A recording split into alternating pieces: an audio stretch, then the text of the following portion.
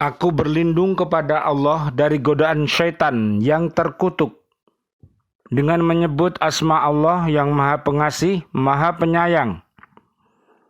Dan apabila dikatakan kepada mereka, ikutilah apa yang telah diturunkan Allah, mereka menjawab, tidak, kami mengikuti apa yang kami dapati pada nenek moyang kami melakukannya. Padahal nenek moyang mereka itu tidak mengetahui apapun dan tidak mendapat petunjuk. Ibnu Abbas berkata, Rasulullah Shallallahu Alaihi Wasallam menyeru kaum Yahudi untuk masuk Islam. Beliau memberikan kabar gembira dan memberikan peringatan siksa kepada mereka, tetapi Rafi' bin Khuzaimah dan Malik bin Auf malah berkata, wahai Muhammad, kami telah mengikuti apa yang kami dapati dari nenek moyang dan leluhur kami. Mereka lebih tahu dan lebih baik daripada kami. Maka Allah Subhanahu wa Ta'ala menurunkan ayat 170 dari surat Al-Baqarah ini. Hadis riwayat Ibnu Abi Hatim. Dan perumpamaan bagi penyeru orang yang kafir adalah seperti penggembala yang meneriaki binatang yang tidak mendengar selain panggilan dan teriakan. Mereka tuli, bisu, dan buta, maka mereka tidak mengerti. Wahai orang-orang yang beriman, makanlah dari rizki yang baik yang kami berikan kepada kamu dan bersyukurlah kepada Allah jika kamu hanya menyembah kepadanya. Sesungguhnya Dia hanya mengharamkan atasmu bangkai, darah, daging babi, dan daging hewan yang disembelih dengan menyebut nama selain Allah. Tetapi barang siapa terpaksa memakannya bukan karena menginginkannya dan tidak pula melampaui batas, maka tidak ada dosa baginya. Sungguh, Allah Maha Pengampun, Maha Penyayang. Sungguh, orang-orang yang menyembunyikan apa yang telah diturunkan Allah, yaitu kitab, dan menjualnya dengan harga murah, mereka hanya menelan api neraka ke dalam perutnya.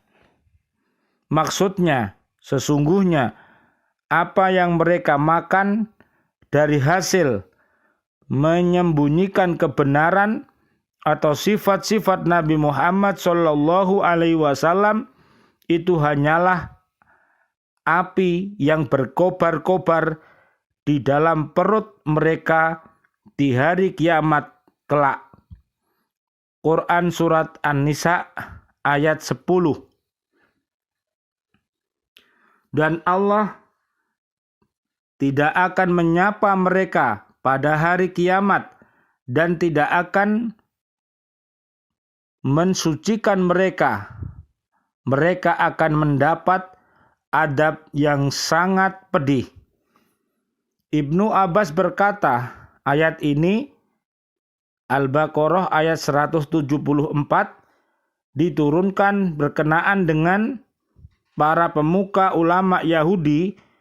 Mereka sangat mengharapkan bahwa Rasul yang diutus muncul dari kalangan mereka. Ketika terbukti bahwa Nabi Muhammad SAW sebagai Rasul dan bukan dari kalangan mereka, mereka takut kehilangan lahan dan pamor mereka, maka mereka sengaja merubah sifat-sifat kenabian yang diterangkan dalam kitab mereka.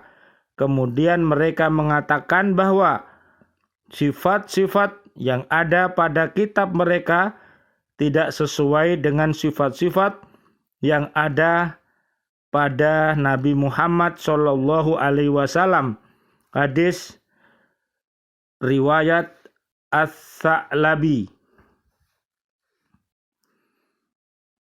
Mereka itulah orang yang membeli kesesatan dengan petunjuk dan adab dengan ampunan, maka alangkah beraninya mereka menentang api neraka.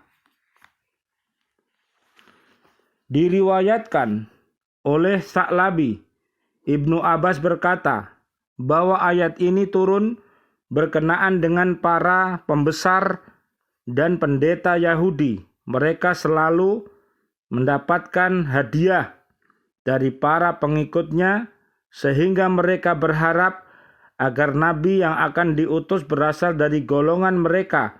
Lalu ketika yang diutus adalah Nabi Muhammad SAW yang bukan dari golongan mereka, mereka ketakutan kehilangan pendapatan dan kedudukan sehingga mereka mengubah sifat-sifat kenabian Nabi Muhammad SAW yang ada pada kitab mereka, lalu menyampaikan kepada khalayak ramai bahwa sifat-sifat dari Nabi akhir zaman itu tidaklah sama dengan Nabi Muhammad SAW. Maka Allah menurunkan ayat 174 surat Ali Imran ayat 77. Yang demikian itu karena Allah telah menurunkan kitab Al-Quran dengan membawa kebenaran, dan sesungguhnya orang-orang yang berselisih paham tentang kebenaran kitab itu, mereka dalam perpecahan yang jauh. Maha benar Allah dengan segala firman-Nya, dan Dialah yang Maha Agung. Wassalamualaikum warahmatullahi wabarakatuh. Waalaikumsalam warahmatullahi wabarakatuh.